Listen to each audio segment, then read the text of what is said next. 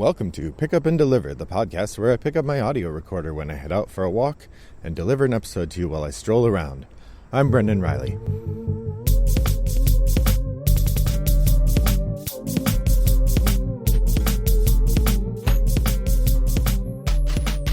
Well, good morning, listeners. It is a humid but quite lovely early mid-August morning here in suburban Chicago.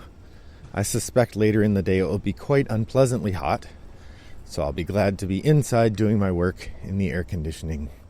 But for now, I'm out strolling around giving you a podcast. I hope that you're having a good week.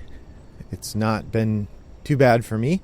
My daughter started her high school this week, and so she's been doing Zooms online and back to homework and all of that.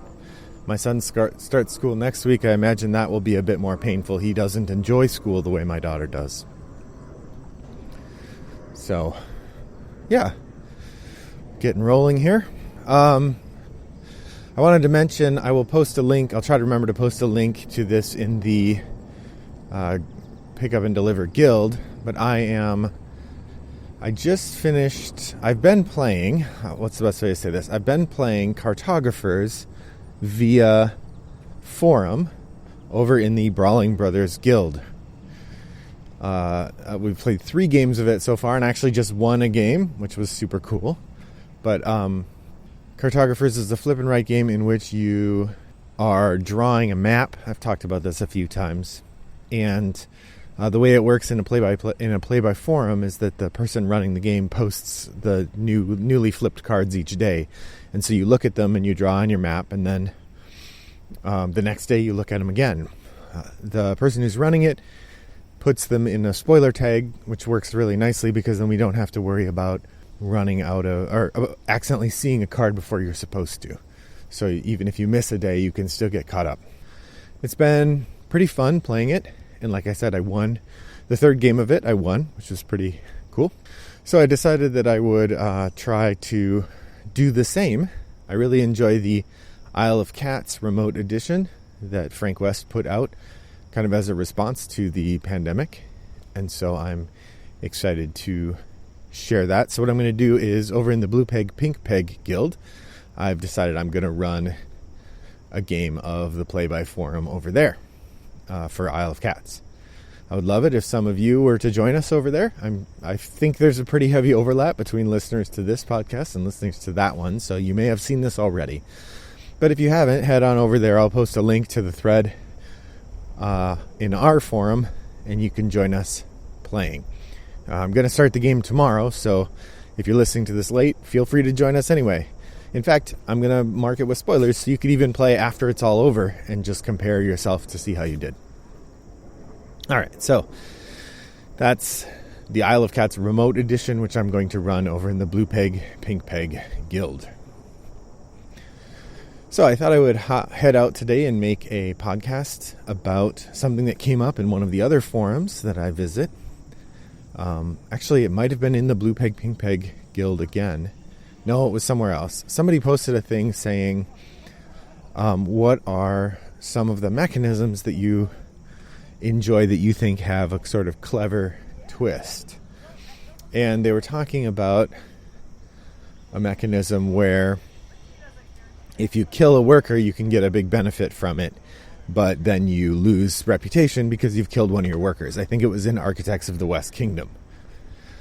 And the person talked about that they found the development of that mechanism really cool because not only does it help you understand what's going on in the game, but it thematically fits really well. And it sort of pointed to a phenomenon that I think I've remarked on a number of times in this podcast and elsewhere, that one of my favorite things about a good game that uses theme well is when the theme influences the mechanisms in a way that makes it easier to understand the mechanisms, that you can play the game better because you understand the theme, and the theme shapes how the mechanisms should work. So in response to that post, I mentioned 2 mechanisms that I really liked, and I realized they had a confluence of theme that was kind of disturbing. So I decided to do a special mini post or a mini episode based around that mix of ideas, particularly the notion of game mechanisms that help you understand what's going on in the game, or particularly well fit what's going on in the game. So game mechanisms where the thing in the game fits the theme, but it also fits the nature of the game, and those two mix together in an interesting way. So that's kind of what I'm aiming to do with this list. But then the third factor in making that list is things that are kind of dark, because both of the other two I mentioned were pretty dark and they're on this list. And so I thought about are there 5 mechanisms that I enjoy that all have a pretty dark feel to them, or are sort of dark, or something like that. So that's my topic today. 5 perfect game mechanisms that fit really dark ideas in their themes. I'll see if I can come up with a better title than that. All right, so here they are. I'll start with the 2 that I mentioned in this other thread and then continue from there. So the first one I mentioned was from the game Anachrony, and I know that I've mentioned this one on the podcast before. In fact, I wouldn't be surprised if you were to go back through the 255 episodes of this podcast, that you would find all 5 of these mentioned at some time in the past. So this might be a clip show in which I'm not going to go back and find clips, but it's the intellectual equivalent of a clip show, because I'm sharing with you observations I've made before, probably, but never collected this way. And some of you listeners might not have slogged through all 254 previous episodes to get here. If you did, thank you very much, and I appreciate your listenership. All right, so the first game I wanted to mention, the first thematic choice that I think is really interesting, is from Anachrony. And this might actually be my favorite element of theme in Anachrony, although there are quite a few that I think are interesting and entertaining. This one in particular, there is one of the faction leaders, I believe it's a faction leader in the Harmony faction, whose special power allows them to recruit a worker from the worker pool after the round is over. So there's 3 workers available in each round, and there's only 2 spaces where you can recruit a worker. So most of the time, there's a third worker left over unrecruited. Sometimes somebody will get that worker, but often not.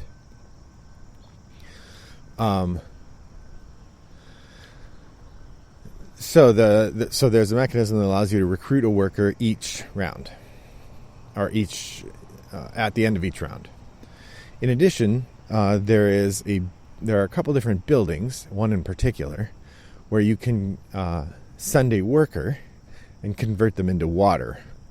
We've often referred to that in my group as the Soylent Green building, because water is the resource in the game that sort of represents the supplies you need to keep your colony alive. Water is a currency in the game, and you use it to reinvigorate your workers. Sometimes you have to pay it to do things, but within the narrative of the game, it's often connected to the idea of sustenance or sustaining your population. And so the idea of using your workers, or the idea of generating water, is that you are able to keep your people alive, which is what makes the building I'm talking about so funny. So there's this building where if you send a worker, that worker is killed, and you get, I think, 5 water. And that does take an action, but it doesn't take one of your exosuits, which in Anachrony you have these exosuits that you have to power up, and that costs a significant burden each round to power up an exosuit. So any actions you can do without doing that are excellent. So if you get the right leader and the right building together, then you have this engine where every round, or almost every round, you get to take a worker for free, and then the next round you can send them to that building where they're converted into water. And so narratively, it's a really funny combo in which you're finding these poor people that couldn't find a job elsewhere and saying, hey, we got work for you, and then why don't you go in there and fix that machine, and then chomp, chomp, chomp. And I just find it really funny, and it fits the theme really well. So example number 1 is Anachrony, the Soylent Green combo. Number 2 is similar, and this is the other one I mentioned on the thread. There is a character in Arctic Scavengers. If you have the expansion for Arctic Scavengers, you get these leaders, and each player gets a leader, and the leader gives you a special rule that you can break, or a special way you can manipulate the cards that's different than everyone else, and gives you an additional boost of some sort. One of the leaders is called the Cannibal. The picture is gross. It looks like he's eating a bowl of gazpacho, but, probably not gazpacho. And one of his thing that he can do is, if you have a level 1, or actually you can do this with any worker, but generally you do it with level 1, you can trash a level 1 worker, dispose of it out of your deck and out of the game, and turn it into food that you can recruit higher level workers with. And of course, again, like the Soylent Green example, we have here then a currency that you get by sacrificing your workers. But thematically, it works really well. This idea that this guy's a cannibal, he can make meat or food out of his people, and then you can use that food to recruit other people. It's very dark, but works thematically really well, and thus makes it really easy to remember that leader's power, which is the whole point of this list. These are mechanisms that help you remember things by building good story into the way that the mechanism works.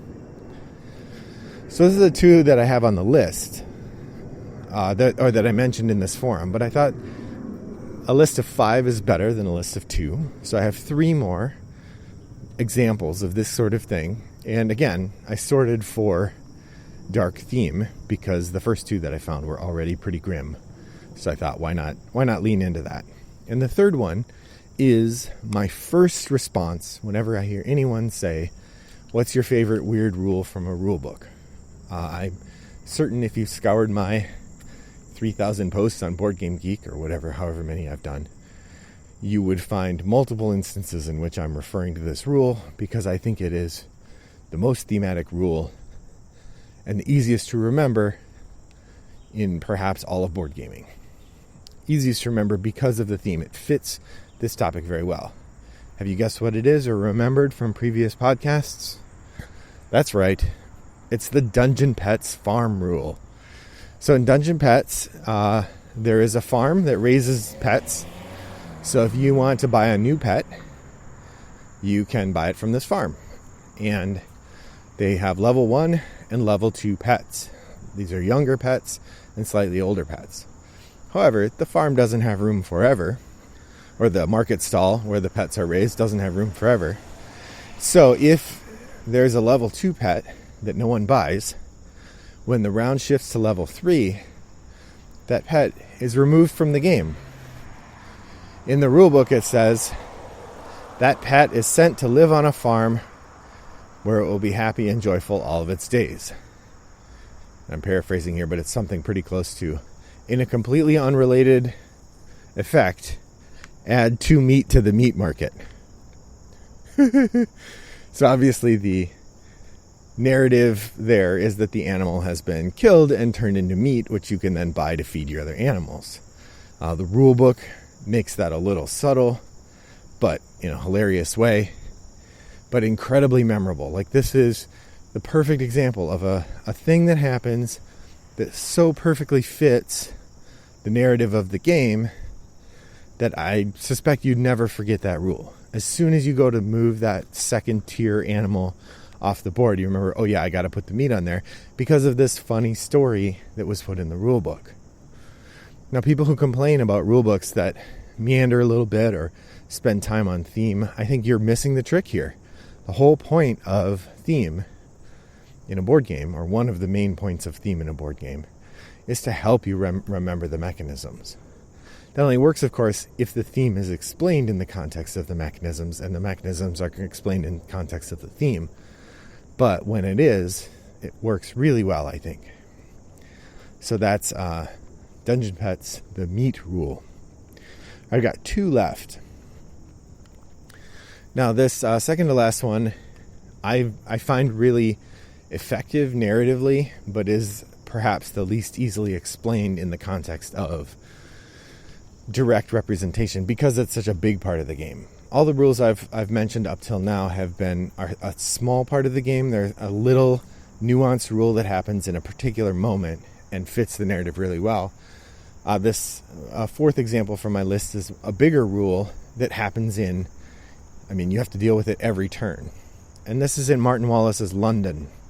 I've only played London's second edition because first edition was out of print long before I was buying board games and hard to get a hold of. But second edition grabs most of the things that people like about first edition, with the exception of kind of getting rid of a board and replacing that with these property cards instead. But in London, you play a developer, somebody who is trying to build the city and over time. And it happens over a couple hundred years, so presumably you're a family of developers. I don't know. You're a city notable, and you're trying to develop the city of London. And there's a mix of different things that you can do, one of which is developing or trying not to develop poverty. So many of the cards that you develop involve kind of industrial additions to the city, and as a result, the city will develop poverty.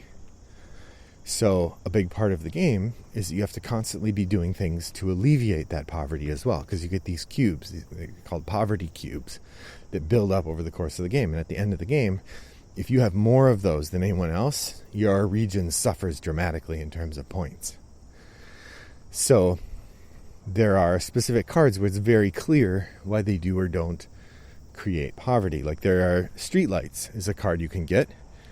It doesn't cost very much to play, but you have to pay every time you run it. But when you run it, it reduces poverty. There are other cards that reduce poverty through like education, like the British Museum. If you put that card into play, it reduces I think it just reduces one poverty per round. But since each column of cards that you've played adds one poverty per round, once you get the British Museum in play, that whole stack is basically null and void in terms of adding poverty to your thing. It removes one, adds one each round. So as the game goes on, there are ways to kind of build in an engine that will continue to keep your poverty at its place or lower it.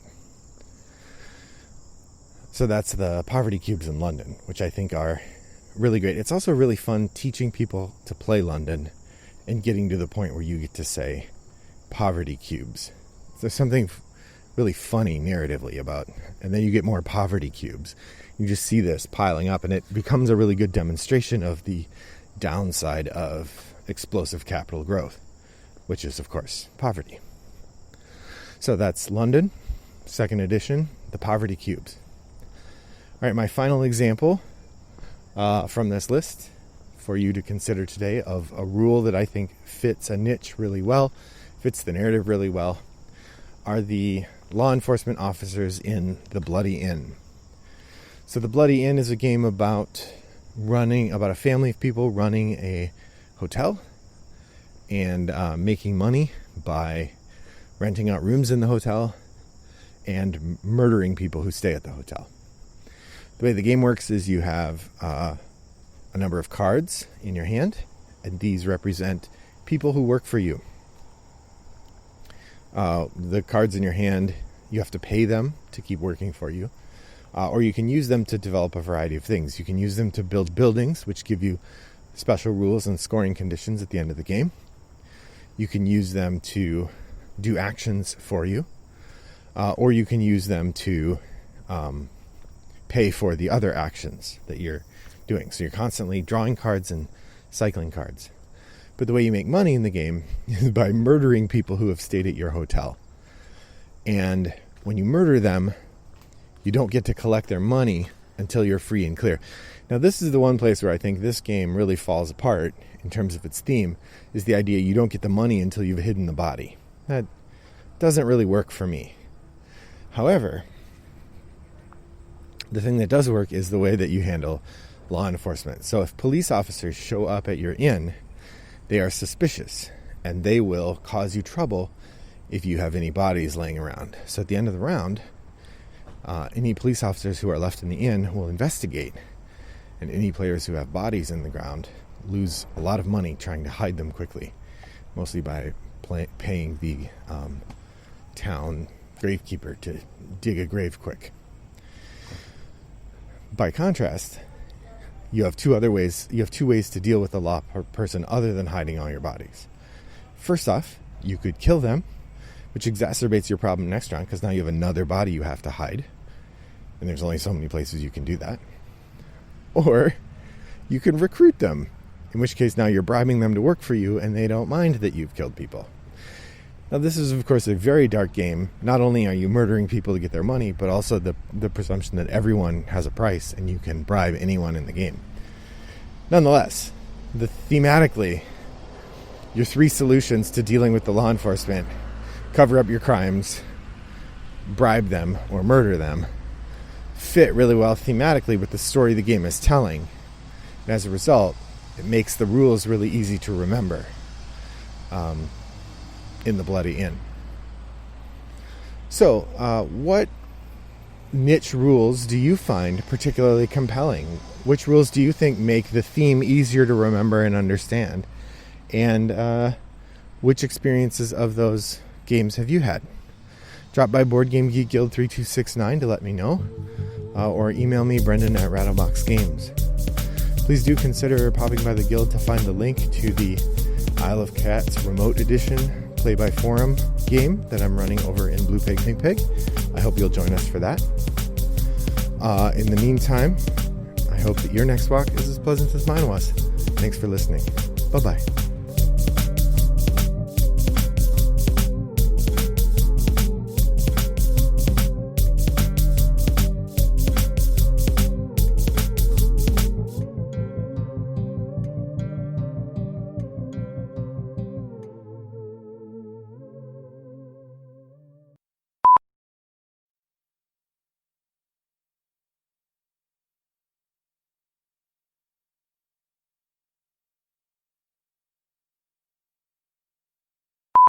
Brought to you by Rattlebox Games.